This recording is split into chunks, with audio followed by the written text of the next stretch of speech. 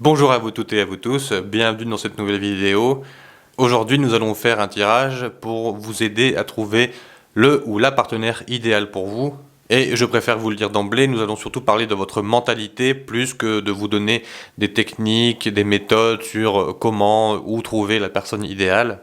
Nous allons faire un tirage unique mais avec deux jeux différents qui, comme vous allez le voir, vont se compléter.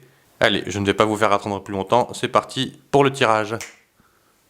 Pour l'instant, nous avons 5 cartes pour ce tirage. Ce que je ressens dans ce tirage, c'est que les cartes nous présentent votre relation idéale comme étant comme un arbre ou comme une plante à arroser, donc quelque chose à faire fructifier, à faire croître, quelque chose dont il faut s'occuper. C'est vraiment quelque chose, j'ai l'impression, qui ressort dans l'ensemble de ces cartes. Nous avons quand même un côté très nature en fait. Et ça commence dans la première carte qui nous parle de graines, avec une lune balsamique. Donc les graines, effectivement, ça serait quelque chose que vous devriez semer. Donc ce jeu nous parle de quelque chose à commencer en fait. C'est-à-dire que là, il n'y a pas encore eu l'impulsion de départ par rapport à cette relation que vous désirez, par rapport au partenaire que vous désirez dans votre vie. Et le fait que cette carte nous parle de graines, moi ça m'indique en fait que nous sommes dans une relation qui est encore très embryonnaire en fait. Donc soit le ou la partenaire idéal, c'est quelqu'un que vous connaissez déjà et avec qui il y a juste une relation embryonnaire pour l'instant et donc pas encore l'idée de couple, ou alors c'est quelqu'un que vous ne connaissez pas encore du tout et donc il va falloir semer des graines, et on est dans une phase là pour l'instant de germination, d'attente. Les choses ne peuvent pas encore se déployer. Pour rappel, ce tirage est surtout orienté par rapport à votre mental, votre mentalité, votre façon de penser. Et donc, il n'est pas question ici de vous donner des techniques, des méthodes pour rencontrer quelqu'un, pour vous aider à trouver la bonne personne, mais plutôt, ici, mon but, c'est de vous aider à vous poser les bonnes questions, de vous mettre en fait sur la piste, de vous donner matière à réflexion pour que vous sachiez vers quoi ou vers qui vous orienter plutôt.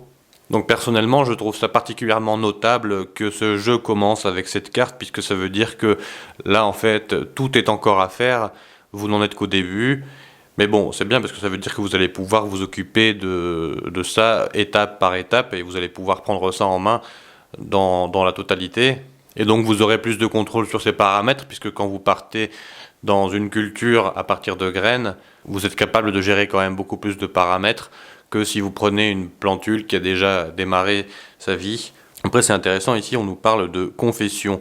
Bon, moi, je pense pas à la confession avec les curés, ou, vous voyez, à l'église, quand on est dans le parloir. Moi, j'y vais pas du tout quelque chose de religieux. Non, non, ici, en plus, avec les planètes dont il est question en bas à gauche de la carte, nous avons Vénus et Mercure. Vénus, donc c'est par rapport à l'amour, dans ce cas, et Mercure, donc c'est votre mental, et aussi ça peut être lié à la parole, donc ça peut être concernant votre mental, en fait vous posez les questions, faire l'introspection nécessaire à qu'est-ce qui vous intéresse vraiment. En fait, ces deux personnages, la femme blonde et la femme rousse, eh bien ce sont deux parties de vous-même, donc vous allez devoir entrer dans un dialogue intérieur en quelque sorte. Cette confession, elle doit avoir lieu avec vous-même, pas avec un curé. Par exemple, si vous voulez vous poser la question de ce que vous désirez vraiment, vous pourriez très bien prendre une page vierge ou un carnet et écrire dedans, donc par rapport à ce qui vous vient à l'esprit. Ça pourrait être par exemple lister ce qui vous a déçu dans vos précédents partenaires, ce que vous voudriez dans votre nouveau ou nouvelle partenaire, qu'est-ce qui est le plus important pour vous. Et je reviens brièvement à la première carte. Je n'ai pas développé cet aspect tout à l'heure parce que ça ne me paraissait pas intéressant, mais nous avons quand même concession en bas de la carte. Alors ici, il pourrait être question de faire des concessions par rapport à ce que vous désirez et d'adopter un point de vue réaliste par rapport à ce que vous désirez comme partenaire, puisque, bon, je ne sais pas si vous en faites partie, mais il y a quand même des personnes qui s'imaginent pouvoir trouver la personne idéale qui correspond absolument à tous leurs critères, comme s'ils n'avaient juste qu'à transmettre un portrait robot de ce qu'ils veulent, et comme si ça pouvait se manifester exactement comme ils le désirent dans leur vie. C'est-à-dire qu'en fait, cette confession de vous à vous, elle doit être quand même empreinte de réalisme, et vous devez savoir ce que vous voulez tout en prenant en compte ce qui est possible et ce qui ne l'est pas. Donc voilà, je pense que vous avez sûrement un travail de réflexion à entamer par rapport à ça, et donc ça pourrait se faire sur le papier, Parce que y réfléchir juste dans la tête, bon, ça peut être bien, mais bon, moi je pense que ça pourrait être bien quand même et mieux de faire quelque chose sur le papier, dans un carnet, sur une page vierge, peu importe, mais ça ne mange pas de pain et de toute façon, si c'est vraiment quelque chose d'important pour vous, eh bien vous pourriez quand même y consacrer au moins une demi-heure. Je pense que c'est quand même le minimum que vous puissiez faire. Bon, sinon, la carte suivante, la 11, Fortuna, donc ici il est question de la fortune, non pas au sens de prospérité, même si c'est vrai qu'on voit des pièces, notamment une qui est dans le bec d'un oiseau qui arrive pour porter cette pièce à ce qui semble être une déesse, donc la déesse Fortuna. En fait, ici, la fortune dont il est question, c'est plus la chance. En plus, vous voyez que nous avons en bas à gauche de la carte le Soleil et Jupiter, qui sont des planètes de prodigalité, d'abondance. Et en ce qui nous concerne ici, le tirage n'est pas du tout lié à l'argent, donc c'est plus la fortune à prendre au sens de la bonne fortune, la chance, dans le sens ancien, vous voyez. En plus, vous noterez que nous avons un arbre à droite qui va jusqu'en haut de la carte, ce qui nous montre que les graines dont il était question ici vont déjà pouvoir fructifier. Une fois que vous aurez entamé ces travaux-là, eh bien, les graines pourront déjà fructifier et donner un arbre, au moins une belle plante. En plus, nous avons le maître nombre 11 qui nous indique une certaine force en plus de la fortune. Donc ça veut dire que si vous faites un travail en amont, eh bien vous trouverez la personne qui vous correspond. Après, je ne vais pas vous mentir, vous ne la trouverez pas forcément en l'espace de quelques jours, quelques semaines. Elle ne va pas se manifester dans votre salon, un bonjour, coucou c'est moi, ou alors venir sonner à votre porte, ah, il paraît que tu me cherches. Mais vous serez accompagné, vous serez guidé, et vous aurez la chance de votre côté, le Soleil et Jupiter. Après, ça dépend aussi de d'où se trouve Jupiter et le Soleil dans votre thème, et aussi des transits par rapport à votre thème. Mais bon, là, vu que nous sommes dans un tirage général, je ne peux pas en parler plus précisément, puisque ça va dépendre de chacun d'entre vous. La carte suivante nous parle de feuilles. Alors nous avons effectivement une confirmation de ce que je vous disais par rapport à la fructification de la graine dont il était question au départ, qui, bon, ici donne un arbre, une plante. Effectivement, nous avons déjà des feuilles. Donc là, ça ne bourgeonne pas encore, vous voyez. Dans cette étape, je veux dire, ça ne bourgeonne pas encore. Nous sommes déjà à l'étape de feuilles, ce qui est assez bien, mais pas encore suffisamment avancé pour que les choses se manifestent. Et qu'est-ce qu'il va falloir pour que les choses se manifestent plus facilement? Eh bien, de l'adaptabilité. Donc là, ça nous renvoie aussi à l'histoire de concession, c'est-à-dire qu'il va vous falloir être adaptable dans ce que vous désirez, être honnête avec vous-même, et accepter aussi que ce que vous aurez fait ici, donc ce travail d'introspection, de réflexion par rapport à ce que vous désirez chez votre partenaire, eh bien, ne soit pas exactement ce que vous désirez, et donc vous allez devoir faire preuve d'adaptabilité pour accepter cette personne qui se manifestera à vous, voire ces personnes qui se manifesteront à vous. Peut-être que vous aurez le choix, surtout qu'ici donc nous avons la carte de la fortune avec le Soleil et Jupiter, ce qui nous indique quand même une prodigalité, une abondance, donc ça pourrait être plusieurs personnes qui se présentent à vous et vous pourriez avoir le choix. Mais il va néanmoins falloir rester adaptable, ça c'est important, et accepter d'avoir des concessions à faire par rapport à votre demande, à vos souhaits, et que ce que vous aurez ne sera pas exactement comme ce que vous aurez désiré. Donc c'est pour ça qu'aussi il faut faire preuve de réalisme ici dans cette partie de confession, d'introspection. Et à la limite, ramener l'adaptabilité ici dans cette introspection, c'est-à-dire déjà rester ouvert dans votre réflexion par rapport à ça, rester ouvert par rapport à ce qui pourrait se manifester à vous, et ne pas commencer à vous faire une liste de 3 km de ce que vous désirez chez votre partenaire, parce que sinon, dans cette quatrième étape, là, ça va vraiment poser souci. Bon, bien sûr, là, je prends le jeu dans un ordre chronologique, mais il va sans dire que chez certains ou certaines d'entre vous, les choses pourraient se passer dans un autre ordre aussi. Donc là aussi, vous allez devoir faire preuve d'adaptabilité par rapport à ce que je vous dis et peut-être intervertir certaines étapes. Ça, ce n'est pas un problème en soi. Même si la première étape ici, à mon avis, c'est la plus importante et la plus véridique, c'est-à-dire par rapport au fait que nous sommes encore au stade germinatoire et que les choses doivent croître. De toute façon, si ce n'était pas le cas, je pense que vous n'auriez pas cliqué sur cette vidéo pour la revisionner. Ensuite, nous avons la carte de la fontaine ici, donc ça c'est intéressant. Pour moi, il est question ici, donc toujours dans la même idée en fait de nourrir des plantes, donc on est vraiment dans la nature du début jusqu'à la fin. Pour moi, il est question d'arroser, faire croître les graines dont il était question au début, et de continuer à les arroser, même, vous voyez, même dans cette 5e étape, donc même jusqu'à la fin, c'est-à-dire qu'il n'y aura pas vraiment de fin en tant que telle. C'est-à-dire qu'une plante, à partir du moment où vous arrêtez de l'arroser de manière régulière, eh bien, elle va mourir. Donc là, ça nous parle d'un travail de régularité. C'est-à-dire qu'une fois que vous aurez trouvé la personne qui vous convient, eh bien, il va falloir constamment remettre de l'eau, arroser cette relation qui a commencé sous forme de graines et qui doit croître. Et de toute façon, il n'y aura pas de moment où vous pourrez vous passer d'arroser. Après, peut-être que avec le temps, effectivement, il y aura besoin d'arroser moins régulièrement, que c'est au début qu'il faut arroser le plus. Mais n'oubliez pas que, quel que soit l'arbre, la plante, même les cactus dans le désert ont toujours besoin d'eau. Les cactus ont une poche d'eau, donc pourtant ils vivent dans le désert. Donc vous voyez, il y aura toujours besoin d'apporter de l'eau à un moment donné. Donc c'est-à-dire de renforcer la relation. Ça pourrait sembler hors sujet par rapport à la problématique ici, à la question, mais en fait, si vous voulez trouver quelqu'un qui vous correspond vraiment, eh bien, je suppose que ce n'est pas pour laisser tomber cette personne au bout de quelques mois ou que cette personne vous laisse tomber au bout de quelques mois. Donc, il faut déjà songer dès maintenant à ce que ça implique et que vous devrez arroser la relation tout au long. Bien sûr, chacun de vous deux devra mettre un peu d'eau. Il n'est pas question que ce soit toujours le même qui arrose, effectivement. Mais là, étant donné que ce tirage vous concerne, c'est à vous de tenir compte de ça. Et une dernière petite chose par rapport à la fontaine, nous sommes aussi dans l'idée d'eau, alors peut-être qu'il serait question aussi de vous ouvrir au niveau sentimental et émotionnel. Là, ça va dépendre de là où vous en êtes actuellement. Mais si vous êtes quelqu'un qui avait tendance à vous fermer comme une huître, eh bien là, peut-être qu'il va falloir vous ouvrir, ou alors aider l'autre à s'ouvrir aussi, peut-être. En tout cas, pour moi, il est question d'émotion aussi avec cette carte, vu qu'on est dans l'eau. C'est l'eau des émotions dont il est question ici. Donc, assurez-vous que cette relation aussi soit suffisamment ouverte pour que vous puissiez non pas seulement vous confier, mais aussi pour que les émotions puissent être exprimées d'un côté comme de l'autre.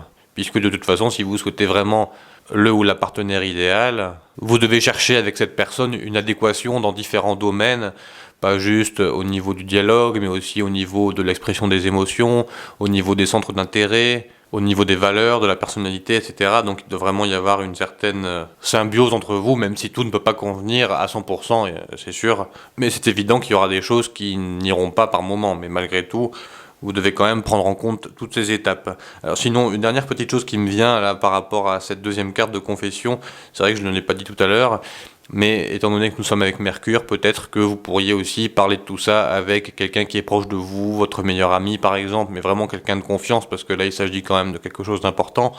Moi personnellement, je ne parlerai pas de ce genre de sujet juste à quelqu'un que je connais depuis 1 ou 2 ans, mais avec quelqu'un avec qui il y a vraiment quelque chose, il y a vraiment une relation fiable, sincère et loyale depuis un moment, une relation qui a été prouvée. Donc si vous avez la chance d'avoir ce genre d'amis, de confidents, qui sait garder les secrets et qui sait aussi vous écouter, vous aider à vous poser les bonnes questions, etc., eh bien ça pourrait être bien de parler de ça avec cette personne, qui vous aiderait d'autant plus à voir les choses de manière réaliste, puisque cette personne aurait un regard extérieur par rapport aux choses. Mais si vous n'avez pas ce luxe, eh bien, faites ça sur le papier, ça serait bien. En tout cas, il est évident que si vous ne savez pas ce que vous voulez, vous ne pourrez pas trouver le partenaire idéal.